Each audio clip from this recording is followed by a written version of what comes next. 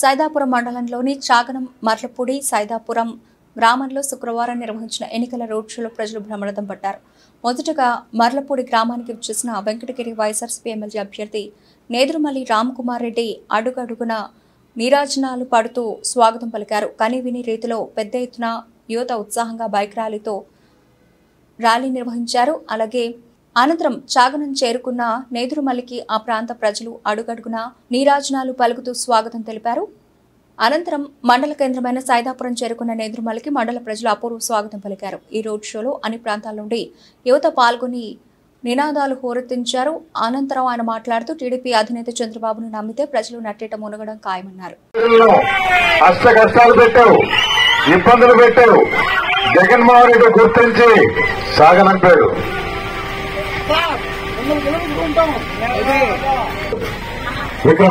Vikram Reddy already ఈయన భవిష్యత్తు clear గా ఉంది. పోయి సంతపేటలో పోయి పడాల్సి ఉంది. కానీ ఇక్కడ కూడా వీలు పెట్టాలని చూస్తున్నాడు. నాతో ఆట ఆడాలంటున్నాడు, ఊరుతున్నాడు. ఫుట్బాల్ ఆట నేర్పిస్తా, ఎలా ఆడాలో చూపిస్తా.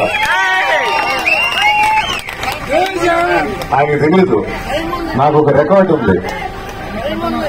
నేను అసలు ఎప్పుడు ఓడిపోలా ఫుట్బాల్ లో. క్యాప్టెన్ గా చేశాను, ఎప్పుడు ఓడిపోలా. రికార్డు కూడా ఉంది. 4 సంవత్సరాలు కష్టపడ్డారు వెంకటగిరి ప్రజలు.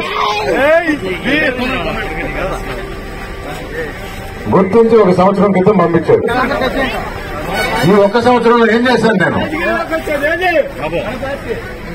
53 కోట్ల రూపాయలు, 20 లక్షలు సచివాలయానికి ఉంటే జగన్మోహన్ రెడ్డిని దాన్ని 50 లక్షలు చేసిన. అంటే మన నియోజకవర్గానికి 53 కోట్లు. ఈ 1 సంవత్సరంలోనే 45 కోట్లు ఖర్చు పెట్టించాం. పోయింది తెలంగాణ, ఆంధ్రప్రదేశ్. తెలుగుదేశం కొత్తగా ఏర్పడిన వైఎస్ఆర్ కాంగ్రెస్ పార్టీ మొట్టమొదటిసారిగా సార్వత్రిక ఎన్నికల్లో తలపడుతుంది.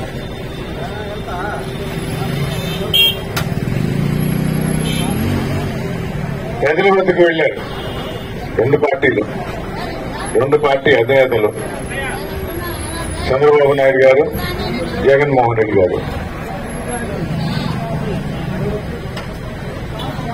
ఆంధ్ర రాష్ట్ర ప్రజలు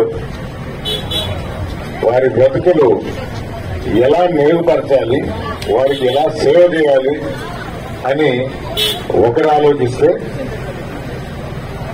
మరొకరు ముఖ్యమంత్రి పీఠం మీద కూర్చోడానికి ఎలాంటి మాయమాటలు చెప్పాలి, ఎలాంటి అభద్ర హామీలు చెప్పాలి,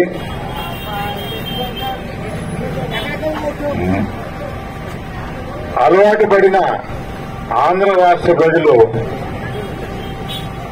మరోమారు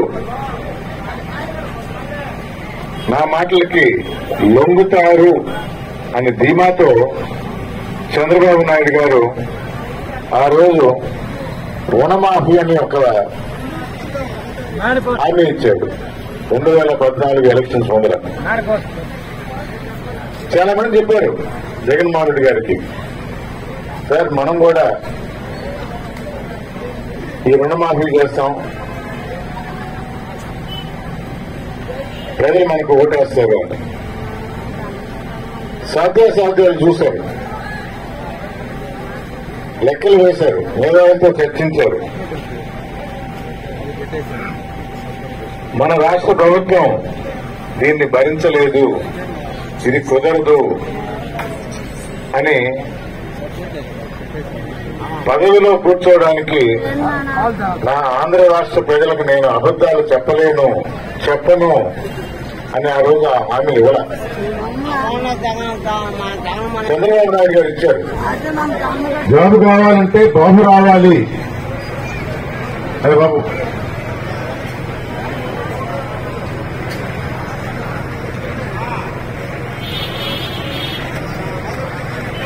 తీసుకుంటారు.